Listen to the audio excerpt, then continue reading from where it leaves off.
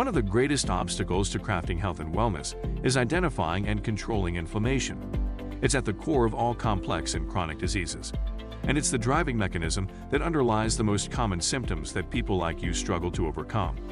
Join us as we explore cutting-edge science and research to give you the information and tools you need to create the quality of life you want and deserve. And now, here is the host of Inflammation Nation, Dr. Stephen Noseworthy. Well, good morning or good afternoon, wherever you are, whenever you are. It's Dr. Noseworthy. We're back with the Inflammation Nation podcast, and we're getting ready to wrap up the discussion on detox. I would imagine just a couple more episodes, and we'll have covered pretty much everything that I want to share with you. And I want to give you just a quick reminder that there is a lot more to the conversation of detox and to the practical application of detox. And if you're interested, you can hit my website, drnoseworthy.com. That's drnoseworthy.com. And you can check out some of the programs that I've got. These are do-it-yourself programs where you learn through video lessons just like this. There's PowerPoint presentations, and I have one called the 3D Detox, the New Science of Detoxification. And that's really the source material from which I have been drawing all of these podcast episodes. I want to go back, and I realized after I clued up the last episode that there was one frequently asked question that I neglected to talk about, and that is about gallbladder flushes. Now, gallbladder flushes have been around for quite a long time in the natural medicine world. I believe it was a physician named Hulda Clark who started this. Of course, could have been people long before that doing this kind of approach. But if you just go to the internet and Google gallbladder flush or Hulda Clark, that's Hulda, Hulda Clark, you're going to come up with many, probably thousands of different websites that have articles about the gallbladder flush and how to do it. And there are slight variations on it. But there's a caveat, and then kind of some general concepts that I want to talk about. First, why is the gallbladder flush applicable to detoxification? Because normally the gallbladder flush is used to, quote, clean out the gallbladder, unquote, and deal with things like gallbladder sludge or thickened bile or perhaps even gallstones. And before you even think about doing a gallbladder flush, I want to make sure that you understand that as with any procedure, there is some kind of inherent risk. And perhaps the best way to illustrate what that risk might be is to tell a simple story. I was teaching a functional medicine seminar. I believe it was in West Palm Beach, Florida, and I'm going back maybe 5 or 6 years. And there was a young lady in the audience, and she was a chiropractor like myself, but she had decided to go on to medical school, and she was currently in rotation at the emergency room. I believe it was in either Fort Lauderdale or Miami. And I had actually known her for many different years. And she came up to me.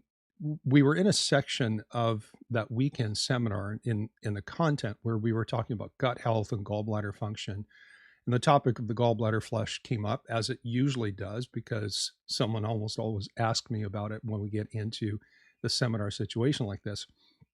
And so she came up to me on a break when we were pretty much done with that conversation and ready to move on to something else. And she told me that she was doing her rotation in the emergency room. And just in that past week, they had seen, I believe it was 3 or 4 people who had presented to the emergency room with stones that were blocking their bile duct and causing pancreatitis, acute pancreatitis, which can be very, very severe. And it is an emergency situation. And they got there because they had done these gallbladder flushes at home. Now, I share this not to discourage you from thinking about doing a gallbladder flush or actually doing it, but just to share that there's a downside to almost everything. And unfortunately, in some cases, doing things like a gallbladder flush, the wrong person doing it the wrong way at the wrong time can really get themselves into some severe trouble. And like I said, acute pancreatitis is an emergency situation. And so when we came back from the break, I made sure that we finished off the conversation, which ended with this caveat that, and of course, I was aware of the situation. It was just interesting to see someone who was in the field of emergency medicine corroborating what I've been teaching and how I've practiced and applied this most of my clinical career.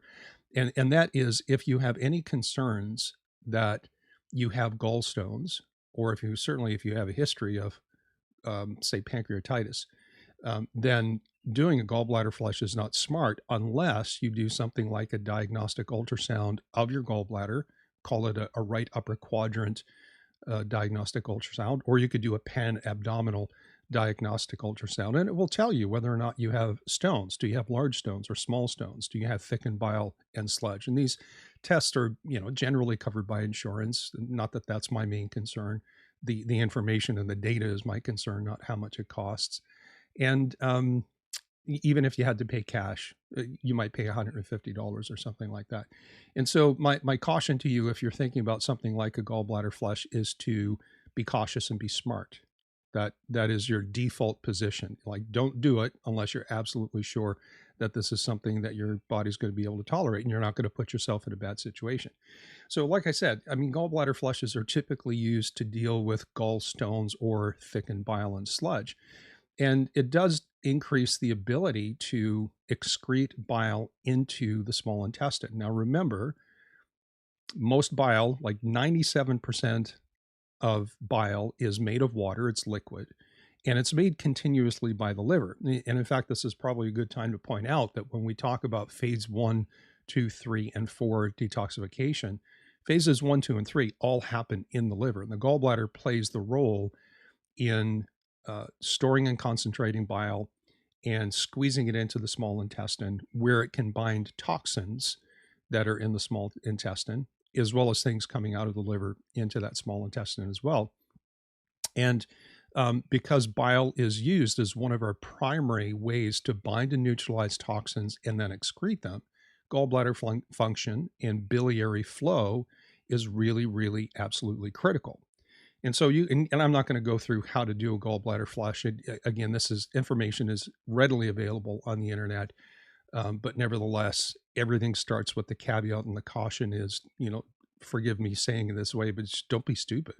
Don't be stupid. Like, if you have any doubt at all, don't do it. And if you're working with someone who can order a diagnostic ultrasound for you so you can check and see what your status is, then that's probably the smartest thing before you run out and buy yourself a bunch of olive oil and grapefruit juice and whichever other method you use to try to do a gallbladder flush. But in kind of talking about this and thinking a little bit broader about detoxification and some of the things that are involved in the pre-tox or the deload phase, right, where we're actually preparing to do a detoxification process. I also realized that we didn't even touch on something called lymphatic flow. We'll walk you through the steps. And I think you probably understand what lymphatic fluid is. If you get sick from like a cold or a flu and you have those swollen lymph nodes in and around your neck and your jawline, lymph is basically fluid that collects cellular waste, and it is the lymphatic system is chock full of immune cells, which is why when you get sick it tends to get gunked up. And that's not a scientific term, of course. But we tend to accumulate cellular waste in the lymphatic system. And in some cases, that lymphatic system doesn't flow freely. And these things just kind of sit around, and they can continue to churn out inflammatory responses or be a constant irritant for the immune system. And so lymphatic flow is really important. And it's really important, not necessarily just in the context of, say, getting over a cold or a flu.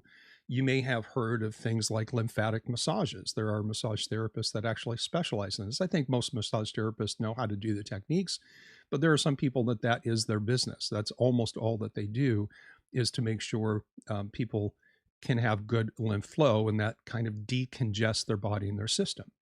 Again, very advantageous if you're dealing with some kind of an illness like a viral infection or something like that.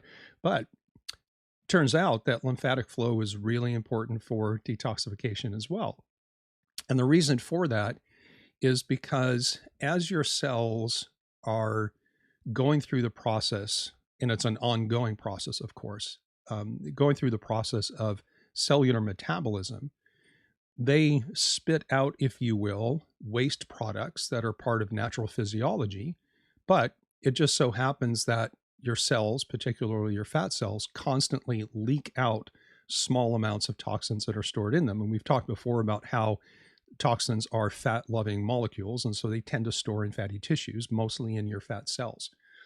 And so what ends up happening is that as the cells are pushing out their metabolic waste products and leaking out certain amounts of toxins, and as toxins circulate through your body and get into the extracellular space and then kind of get back into circulation, a lot of this is aided through the function and the flow of your lymphatic fluid. And this is where some kind of basic rules are really important. Like 95% of lymph is water. And so hydration, body hydration is absolutely critical. And you may have heard the kind of the age-old guide or principle that you should be drinking half your body weight in ounces of water. Now, there's been a lot of debate lately about whether or not that's actually a number. It turns out that that number is not scientifically derived. It's kind of more observational, if you will, just in the sense that collectively in the world of natural healthcare, we look at people who tend to drink more water and be hydrated. There are certainly studies in the world of exercise science that shows that changes in, as small as maybe even 3 to 4% in your hydration status for an athlete can radically change their performance and their recovery. And so the same would hold true, perhaps not in such a sensitive manner, with people just, being athletes of life, just kind of living life and doing things. That hydration is really critical. But it's really critical because if you're dehydrated, and because 95% of your lymphatic system contains fluid or water, then what ends up happening is that even a functional dehydration pattern or problem can lead to stagnation of your lymphatic system. And it can lead to an increased concentration of toxins, because you have the same amount of toxins with less liquid, which means the toxins and the metabolic waste products are actually more concentrated in your lymphatic system. And if the lymphatic system doesn't move that lymph along, and we'll talk about where it comes from and where it goes here in a second, then, like I said earlier, it just kind of stagnates in your system, drives inflammation, and these toxins can continue to recirculate without being excreted.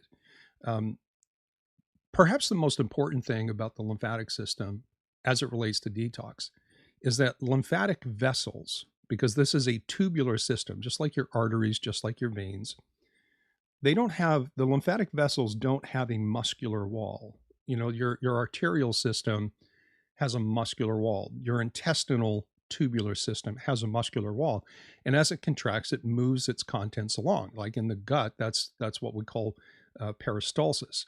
So the muscles in the intestinal wall contract in this rhythmic fashion and kind of creates a wave of movement that propels the contents of your gut from the top end to the bottom end. The same again is kind of true of your vascular system, where of course with the vascular system you have a heart that pumps and creates pressure.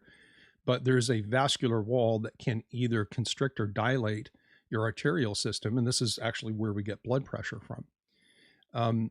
Lymphatic vessels don't have a muscular wall, so in and of themselves, and they don't have a pump, at least not an inherent pump like the heart with the vascular system. And so it turns out that the only way that we can move lymph through our system, through our body, is by physical activity.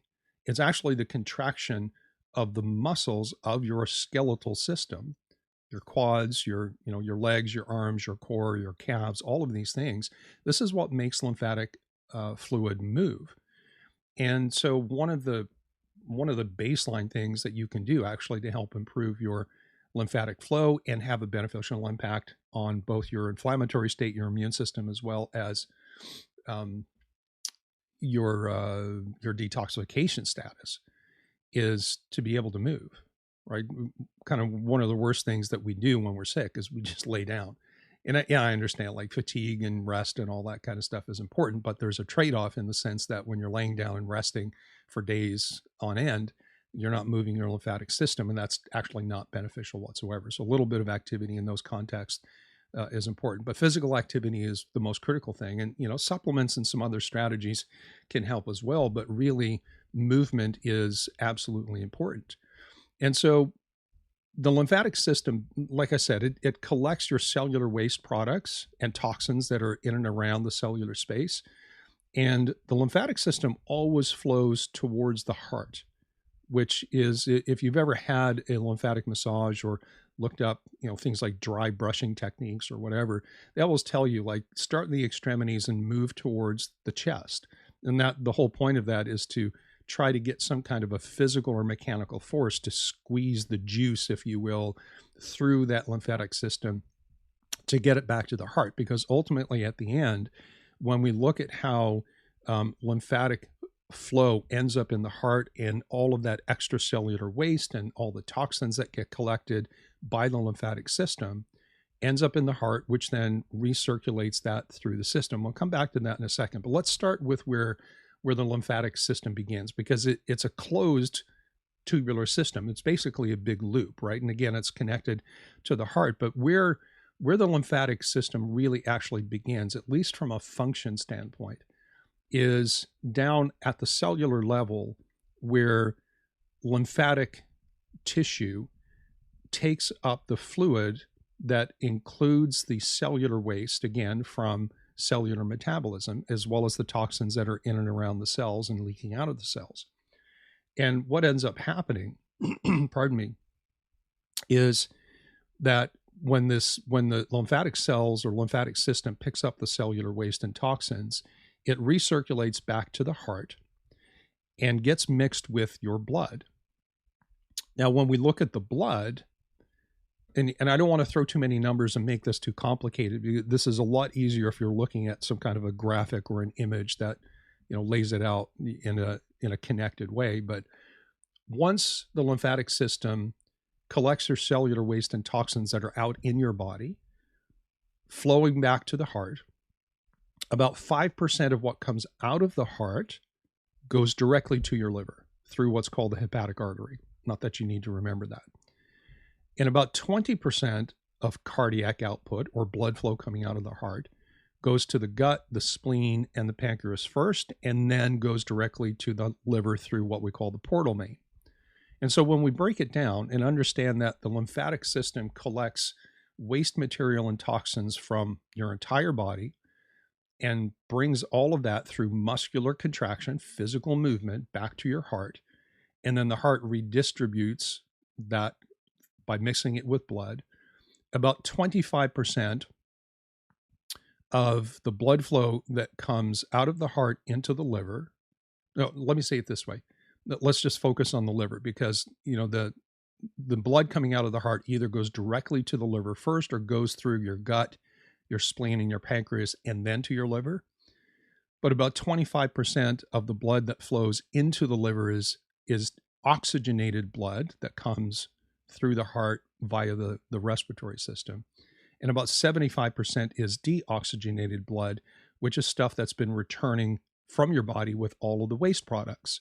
And so the vast majority of blood going into the liver, where we see phase 1, phase 2, and phase 3 happening, is deoxygenated blood that is full of metabolic waste products and toxins, which is, number one, why the liver is so important, why blood flow is so important, why the lymphatic system is so important, and hence why movement is so important. Now, there's a lot more that can be said about the gallbladder and, whether or not you should do things like gallbladder flushes or the lymphatic system and the role that plays. But what I want you to think about is that just a very simple strategy of any active movement, whether that is walking or stretching or simple calisthenics, or one of the common things that's promoted out there is rebounding, like these little mini trampolines, and just getting on them and bouncing up and down can dramatically improve your lymphatic flow. You don't really need to do things like supplementation to get your lymph flowing in. You just need to move your body, and there's going to be a beneficial impact as a result of that. So that was just a quick addition to the last episode, which at about 20 minutes in this episode became its own episode. My apologies for that. But, just to put this in perspective, this 3D detox program that I've created is, as I mentioned before, broken down. That's why it's called 3D, right? 3 different phases, all starting with the letter D: deload, detox, and deep tox. I would perhaps the most important thing that you should get out of this entire discussion is that doing a detox is about so much more than just taking milk thistle or dandelion, which are probably the two most common herbal compounds that are used to enhance phase one, phase two liver function. And there's nothing wrong with going out to a health food store or having someone prescribe a detox for you that includes just taking these supplements. But doing that in and of itself, while not a bad idea, is certainly not complete in the sense of all the things that you need to consider when it comes to doing a detox. And I know that I've said before that I don't really like saying that, but it's just common parlance. Detox is that ongoing process. And so the conversation about actually the detox phase of, say, a 3D detox, or let's just call it a properly executed detoxification protocol, that aspect of it is actually a very simple conversation. It's like, what herbal compounds or natural compounds can I use to enhance phase one, phase two, phase three?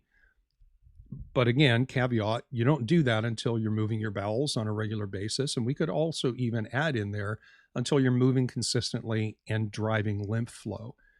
What we don't want to do is do things like take milk thistle or dandelion or taurine or ginger or whatever it is that you have decided to take or someone has recommended for you when you're not moving your bowels every day, when your lymphatic system is congested and not moving, or if your gallbladder is not functioning well and producing that big squeeze of bile. And we can even back up and say if your liver is not producing bile in an adequate level.